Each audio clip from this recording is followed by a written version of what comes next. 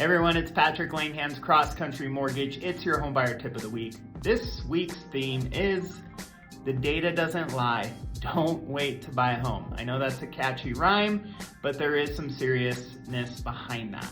The biggest risk people will face by waiting for rates to drop before they buy a home is paying way more for a home than they would right now.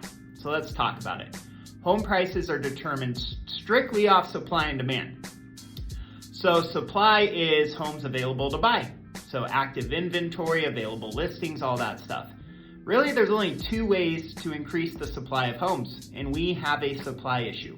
The first way to increase supply of homes would be for home builders, companies or developers that build houses to build more houses. The problem with that is home builders have slowed down drastically since 2008. Prior to 2008, they were consistently over 1 million new homes in the ground every single year. They peaked around 1.6 million in 2005 and 2006.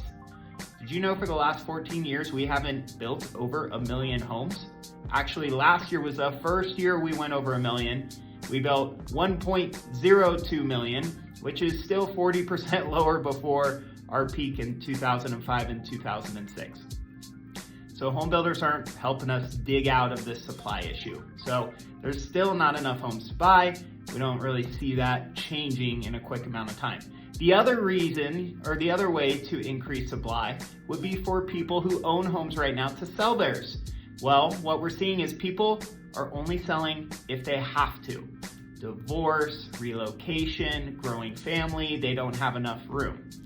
And the hard part, the reason they're not selling is because most people, if you own a home, have a rate below 4%. So even if they are gonna move, a lot of people are actually keeping the home and renting it out because the rental market demand is super high right now. So they're cash flowing these properties. It's really hard for them. I mean, some of them have 2% rate. So it's really hard for a homeowner with a 2% rate to sell their home, even if they're gonna move. They just rent it out.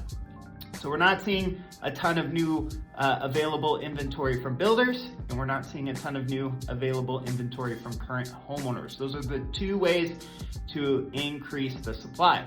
So what happens if we don't have enough supply? You get multiple buyers competing for the same home. Now we have record US population, record US immigration, and also we have the largest age group in the United States, the millennials.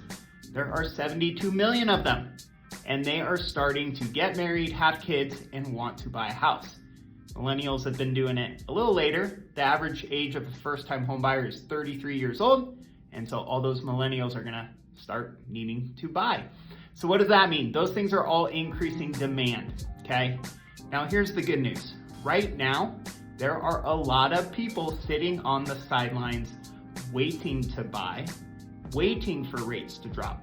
But if we have a supply issue, rates drop, and then demand skyrockets, what's that gonna do to home prices? 10, 20, 30, 40, $50,000 over asking price.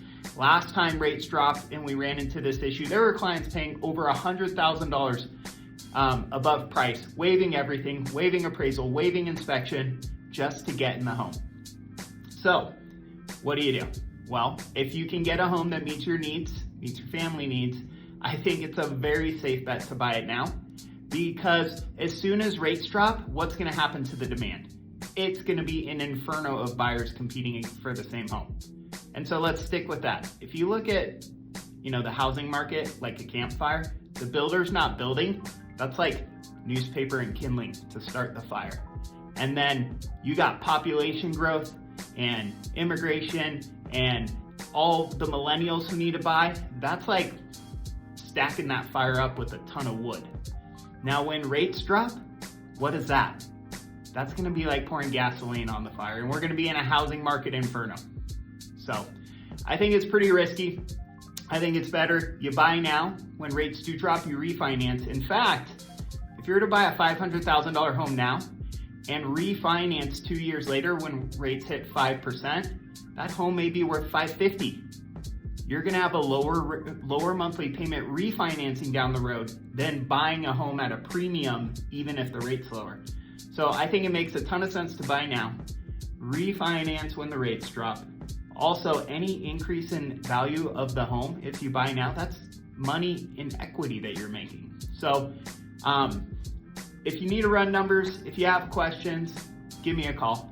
But overall, I think it's better to pay maybe $6,000, $7,000 more in interest each year if you buy now than paying $20,000, $30,000, $40,000, $50,000 over asking price down the road when the rates drop and the inferno ignites. That's my take. Call me if you have questions. I'll talk to you soon.